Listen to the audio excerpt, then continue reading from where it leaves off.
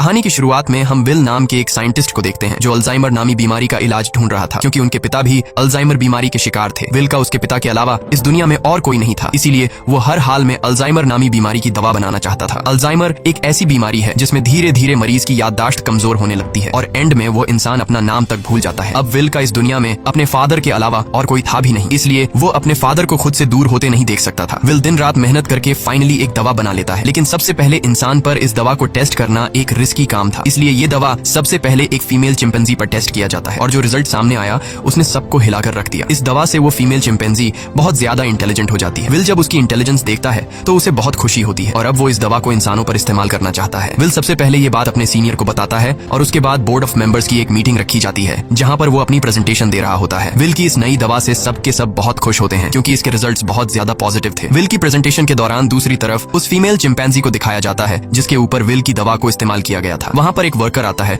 जो उसे वहाँ से दूसरी जगह शिफ्ट करना चाहता है, लेकिन आज उस चिंपैंजी का नेचर थोड़ा अलग था। वो उस जगह से दूसरी जगह शिफ्ट नहीं होना चाहती थी। जब वर्कर जबरदस्ती करता है तो उस चिंपैंजी को बहुत गुस्सा आता है। वो उस वर्कर का हाथ पकड़ लेती है और उसके बाद वहाँ से निकलकर चारों तरफ तोड़फोड़ करना शुरू कर देती है। वो काबू से बाहर हो गई और उस जगह पहुंच जाती है जहाँ पर बोर्ड ऑफ मेंबर्स की मीटिंग चल रही होती है। यहाँ पर विल चाहकर भी उसे कंट्रोल नहीं कर पाता क्योंकि ये चिंपैंजी बहुत ज्यादा गुस्से में होती है, इसलिए इस चिंपैंजी को गोली मारनी पड़ती है जिससे उस चिंपैंजी की मौके पर ही मौत हो गई। इस हादसे के बाद बोर्ड के मेंबर्स ने ये माना कि विल की दवा की वजह से ये चिंपैंजी एग्रेसिव हो गई थी और अब चिंपैंजी की मौत के साथ साथ विल का ये पूरा का पूरा एक्सपेरिमेंट भी पूरी तरह से खत्म हो गया है। बोर्ड के मेंबर्स ने लैब में रखे सारे चिंपैंजी को मारने का हुक्म दिया क्योंकि उन पर भी विल की बनाई हुई दवा का इस्तेमाल किया गया था। हालांकि विल अपने बॉस को कन्विंस करने की कोशिश करता है कि मेरी दवा में कोई प्रॉब्लम नहीं है, लेकिन उसका बॉस साफ साफ मना कर देता है। वो कहता है कि अगर तुम्हारी दवा में प्रॉब्लम नहीं होती तो वो चिंपैंजी इतना ज्यादा अग्रेसिव नहीं होती। विल की 5 सालों की एक्सपेरिमेंट अब जाया हो गई थी। वो अंदर लैब की तरफ जाता है, तभी उसके पास लैब का केयर टेकर आता है और उसे बताता है कि आपकी दवा में कोई भी प्रॉब्लम नहीं है। दरअसल चिंपैंजी आपकी दवा की वजह से अग्रेसिव नहीं हुई थी, बल्कि उसने उसी वक्त एक बच्चे को जन्म दिया था जिस वजह से वो गुस्से में आ गई थी क्योंकि उसे वहाँ से शिफ्ट किया जा रहा था। और अब विल को पूरी बात समझ में आ जाती है। वो वर्कर उसे कहता है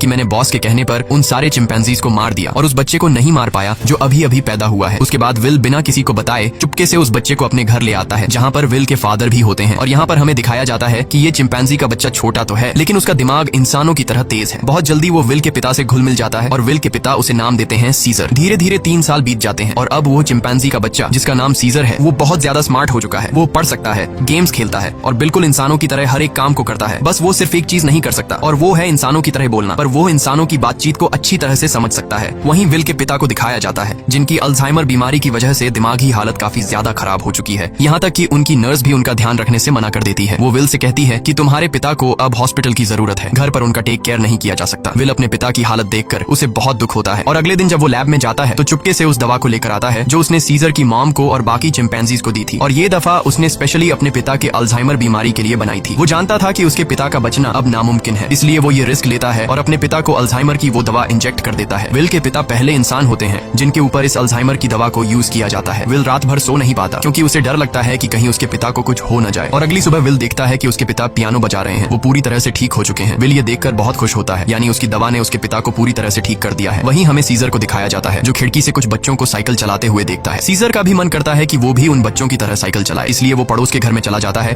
पर इस घर का मालिक बहुत ही खड़ूस इंसान था। वो सीजर को देख लेता है। अब वो सीजर को मारने के लिए बेसबॉल का बैट उठाकर उस पर हमला कर देता है, लेकिन उससे पहले कि वो उसे बुरी तरह से मारता यहाँ पर विल और उसके पिता सीजर को बचा लेते हैं। विल पड़ोसी को समझाने की कोशिश करता है कि ये सिर्फ खेलने की कोशिश कर रहा था, इससे तुम्हें कोई खतरा नहीं है। पड़ोसी कहता है कि ये मेरे बच्चों को नुकसान पहुंचा सकता है और अगर ये बंदर का बच्चा दोबारा यहाँ पर आया तो मैं इसे मार दूंगा। यहाँ पर सीजर के पैर पर चोट लग गई होती है, इसलिए विल उसे डॉक्टर कैरोलिन के पास ले जाता है और जब कैरोलिन उसका इलाज करती है तो उसे पता चलता है कि ये बहुत ज्यादा इंटेलिजेंट है क्योंकि सीजर विल से इशारों में बात कर रहा होता है। जल्द ही विल और डॉक्टर कैरोलिन की आपस में दोस्ती हो जाती है। कैरोलिन को सीजर बहुत पसंद आ जाता है, इसलिए वो विल के घर आना शुरू कर देती है जहाँ उसे पता चलता है कि सीजर हमेशा घर पर रहता है, उसे बाहर नहीं ले जाया जाता, इसलिए सीजर हमेशा खिड़की से बाहर देखता रहता है। कैरोलिन विल से कहती है कि हमें उसे बाहर ले जाना चाहिए। विल को ये आइडिया पसंद आया और अगले दिन विल और कैरोलिन सीजर को पास के एक जंगल में ले गए जिसका नाम रेडवुड है। वह खूबसूरत जंगल सीजर के लिए किसी जन्नत से कम नहीं था। सीजर को ये जगह बहुत पसंद आई और इसी तरह से 2 साल और बीत जाते हैं। अब विल और कैरोलिन एक दूसरे के साथ रिलेशनशिप में आ चुके हैं। सीजर भी अब बड़ा हो चुका है और ये लोग हमेशा उस जंगल में आते। एक दिन जब ये लोग रेडवुड जंगल में होते हैं तो वहाँ एक फैमिली आती है जिनके पास एक डॉग होता है जिसके गले में पट्टा बांधा गया होता है। वह डॉग सीजर पर भौंकने लग जाता है जिसे देखकर सीजर बहुत ज्यादा मायूस हो जाता है। सीजर इसलिए मायूस नहीं होता कि डॉग ने उस पर भौंका, बल्कि वो डॉग के गले में पट्टा देख लेता है और पट्टा तो उसके गले में भी विल ने बांधा था। वो विल से इशारे में पूछता है क्या मैं तुम्हारा कोई पालतू जानवर हूँ, जिस पर विल जवाब देता है नहीं, तुम पालतू नहीं हो, तुम मेरे बेटे हो। पर सीजर अब समझदार हो चुका था। वो अपने बारे में जानना चाहता था कि वो कौन है और कहाँ से आया है। इसलिए विल सीजर को अपनी लैब के बाहर ले जाता है और बताता है कि तुम्हारी मॉम यहाँ पर थी, हमने उसके ऊपर एक दवा का इस्तेमाल किया था और उसी दवा की वजह से आज तुम इतने ज्यादा इंटेलिजेंट हो। अब सीजर को अपने बारे में सब कुछ पता चल चुका है। इसके बाद ये लोग घर आते हैं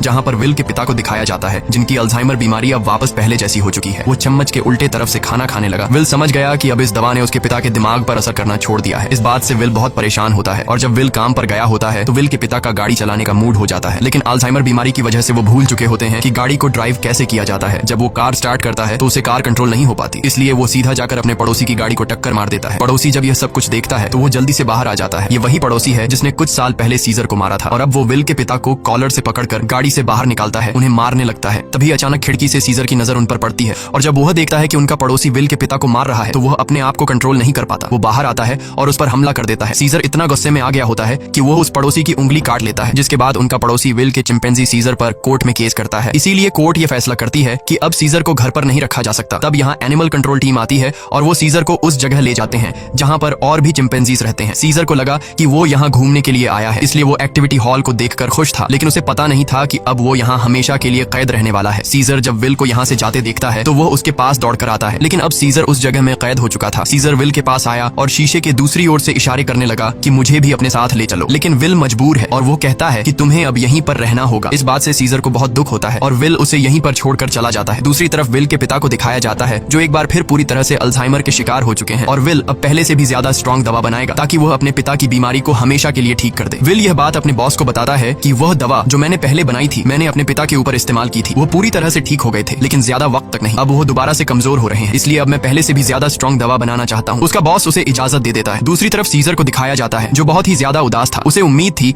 कि जल्द विल आकर उसे घर ले जाएगा। वो सामने की दीवार पर चौक से एक ड्राइंग बनाता है जो कि उस खिड़की का नक्शा था जिससे वो अपने घर से बाहर देखा करता था। वो अपने घर को बहुत ज्यादा मिस कर रहा था। इधर विल दिन रात कड़ी मेहनत के बाद वो दवा बना लेता है। अब इस दवा को एक चिंपैंजी पर यूज करने की तैयारी की जाती है और जब दवा को उसकी बॉडी में इंजेक्ट किया जा रहा होता है तभी प्रेशर की वजह से एक पाइप निकल जाता है। वहाँ पर उनका एक वर्कर होता है जिसका नाम फ्रैंकलिन है। दवा की कुछ गैस उसकी नाक के अंदर चली जाती है क्योंकि उसने मास्क नहीं पहना होता। हालांकि उस वक्त उस पर गैस का कोई असर नहीं पड़ता और यह लोग उस चिंपैंजी के बॉडी में दवा इंजेक्ट कर लेते हैं, जिसके बाद वो चिंपैंजी बहुत ज्यादा इंटेलिजेंट हो जाता है, यानी कि उनकी यह दवा भी कामयाब हो गई। इसके बाद विल और कैरोलिन सीजर से मिलने जाते हैं जिसे बहुत ही छोटे पिंजरे के अंदर कैद किया गया होता है। यहाँ पर सीजर के हाथ में चोट भी लगी होती है जिससे विल को बहुत गुस्सा आता है और वहाँ के गार्ड्स को धमकी देता है कि अगर तुमने इसके साथ कोई भी गलत सलूक किया तो मैं तुम्हारे इस जगह को बंद करवा दूंगा। विल के आने से सीजर बहुत खुश था क्योंकि वो समझ रहा था कि विल आज उसे घर वापस ले जाएगा, लेकिन विल उसे कहता है कि जब तक कोर्ट मुझे इजाजत नहीं देती मैं तुम्हें घर वापस नहीं ले जा सकता। जिसके बाद विल यहाँ से चला जाता है और सीजर बहुत ज्यादा उदास हो जाता है। उसे घर की बहुत याद आती है। यहाँ उसे गंदा खाना और जेल का स्टाफ उसके साथ बहुत बुरा सलूक करते हैं। जब विल अपने घर जाता है तो देखता है कि उसके पिता की हालत बहुत ज्यादा खराब है। वो उन्हें दवा देना चाहता है पर विल के पिता मना कर देते हैं। वो कहते हैं कि अब मेरा वक्त आ चुका है और उसके बाद विल के पिता की डेथ हो जाती है। विल अपने पिता की डेथ से पूरी तरह से टूट जाता है और अब सीजर के अलावा उसका कोई भी नहीं है। वो उसे अपना बेटा मानता है, इसलिए वो बहुत सारे पैसे लेकर उस जगह जाता है जहाँ पर सीजर को कैद किया गया है। वहाँ का जो हेड होता है विल उसे बहुत सारे पैसे देता है और कहता है कि मैं सीजर को अपने साथ ले जाना चाहता हूँ। उस जगह का हेड इतने सारे पैसे देखकर विल की बात मान जाता है। विल सीजर के पास आया और उसे अपने साथ चलने को कहा, लेकिन सीजर दरवाजा बंद कर देता है क्योंकि अब वो विल के साथ नहीं जाना चाहता। हालांकि सीजर को विल से बिछड़ने का दुख तो था, लेकिन अब वो किसी का पालतू बनकर जिंदगी नहीं गुजारना चाहता था। वो अपने साथ साथ उस जगह में बंद बाकी चिंपैंजीज को भी आजाद देखना चाहता था, जिसके बाद विल को लौटना पड़ता है। रात को उस जगह काम करने वाले एक लड़के के कुछ दोस्त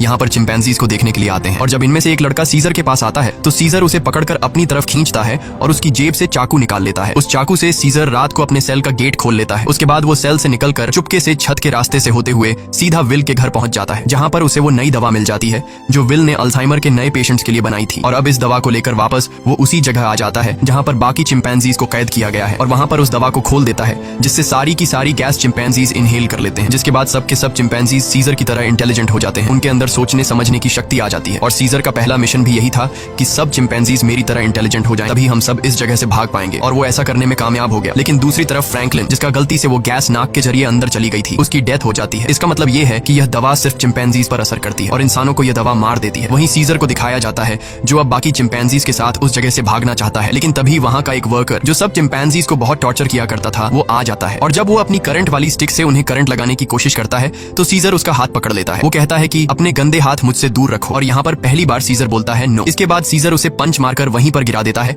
और बाकी सब चिंपैंजीज को आजाद कर देता है। वो वर्कर उठकर एक बार फिर से अपनी इलेक्ट्रिक स्टिक लेकर उनकी तरफ बढ़ता है, लेकिन सीजर उस पर प्रेशर से पानी खोल देता है जिससे उसे करंट लगने से उसकी मौत मौत हो जाती है। इसके बाद सीजर सब चिंपैंजीज को लेकर पास के एक जू में पहुंच जाता है। वो वहां के सभी चिंपैंजीज को आजाद करके अपनी टीम में शामिल कर लेता है और अब ये सब के सब विल की लैब में पहुंच जाते हैं। वहां पर भी बहुत सारे चिंपैंजीज होते हैं, ये उन्हें भी आजाद कर देते हैं और अब इन सब की एक टीम बन चुकी है। वहीं विल, जिसे सीजर की बहुत ज्यादा याद आती है, वह उस जगह कॉल करता है जहां पर सीजर को कैद कर रखा गया था, पर उसका कॉल कोई रिसीव नहीं करता। इसलिए वह जल्दी से कैरोलिन के साथ वहां पर पहुंच जाता है। वो देखते हैं कि यहाँ पर तो एक भी चिंपैंजी मौजूद नहीं। तभी उन्हें एक जख्मी वर्कर दिखाई देता है। विल उससे पूछता है कि यहाँ पर क्या हुआ। वह बताता है कि तुम्हारा सीजर सबको अपने साथ ले गया और वह पहली बार बोला भी था। ये सुनकर विल बहुत ज्यादा परेशान हो जाता है।